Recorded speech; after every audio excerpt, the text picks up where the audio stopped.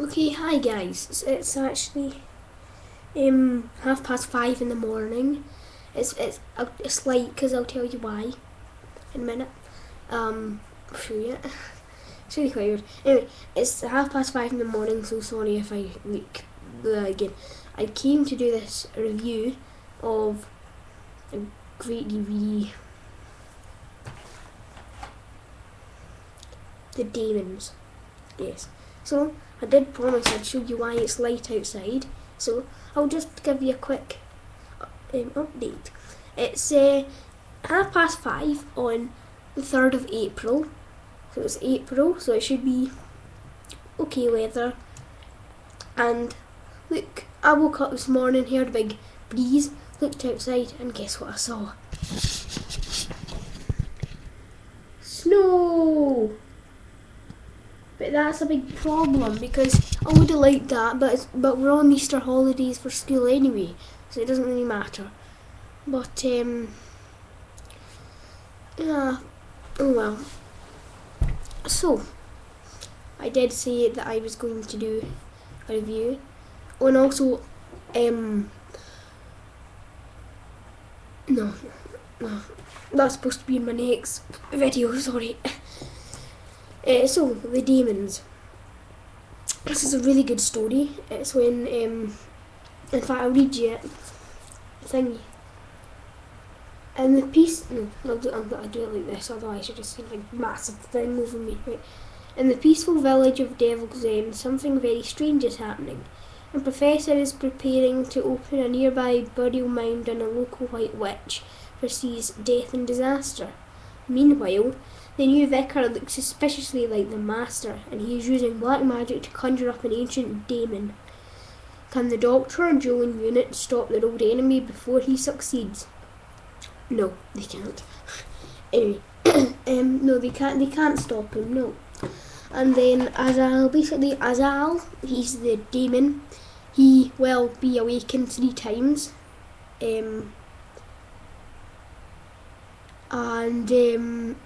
The Master awakens him 3 times, and the 3rd time, Azal's the Master really wants Azal's power because he's using the Earth as the Daemons are using Earth as an experiment, and if Azal Azal is basically the last of the Daemons, and he's on Earth trying to do this experiment, and if he fails that experiment, he does what any other scientist would do with a failed experiment. He would, as the Doctor says, chuck it in a rubbish bin, and that's the Earth. And then Joe says, end of the world. So yeah. So when Azal awakens the 3rd time, the Master really wants his power to, destroy the world, as he would. Azal decides that he's going to give his power to the Doctor, and the Doctor he really doesn't want that power, even though because if he gets that power, he wouldn't be able to when he does fix his TARDIS and the 3 Doctors, he wouldn't be able to move. He'll still be on Earth trying to do that experiment, so he doesn't want that power. So then Azal gives it to the Master, and then I think it's because the Doctor doesn't want that power, Azal destroys the Doctor, or tries to, and then Joe, I don't want to spoil this for you. I'm not. Never mind.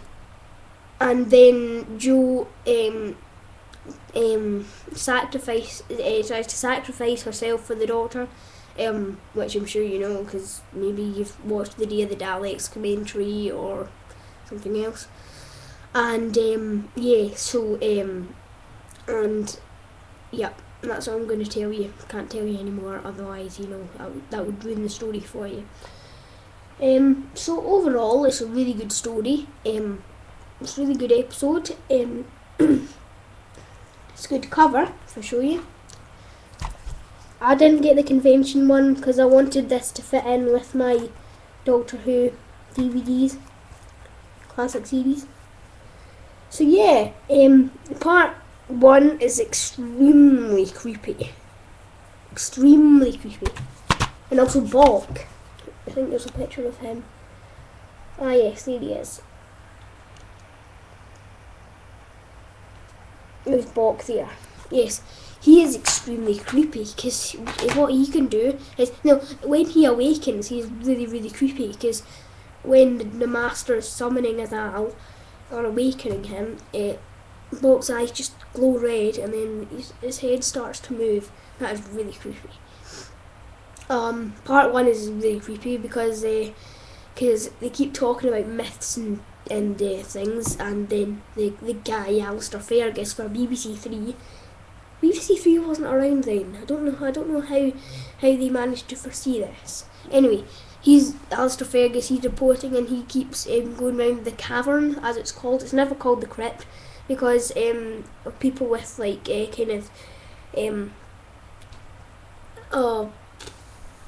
whatever backgrounds, Jewish backgrounds or whatever. Religious backgrounds.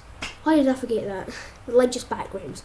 They call it the cavern, and there's Bok just sitting there like this, and that, like, his tongue out like this. In fact, it does look like that. And then, in the end, the Professor Horner, who's doing this dig, he gets killed basically, which is. Oh, there's a really funny moment in part 1. It's kind of funny. It would have been funny there. And he goes like, Alistair Fergus, who's reporting for Professor Horner's dig, he says about the Devil's Hump, which is the place where they're digging down to get to the place that he's building the stone or whatever. So he's there, and he says, Devil's Hump, as if it was a giant pie. But the question is, can Professor Horner pull out his plum? And then Professor Horner goes, get on with it, lad. And then Alistair Fergus goes, or will the Professor be proved disastrously wrong? Yes, so basically that's it, yes. So really good cover. Yeah, it's a shame it's a 2 disc, because then if you're actually watching the actual episode, you can't just go, oh, I've just watched it, let's go to a commentary now with the TV remote. You have to change disc. There's no special features in disc 1. This is a bit annoying.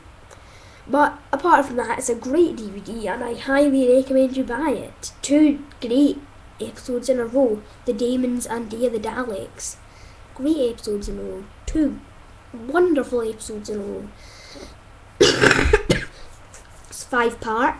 Day of the Daleks was a 4-part. Yeah.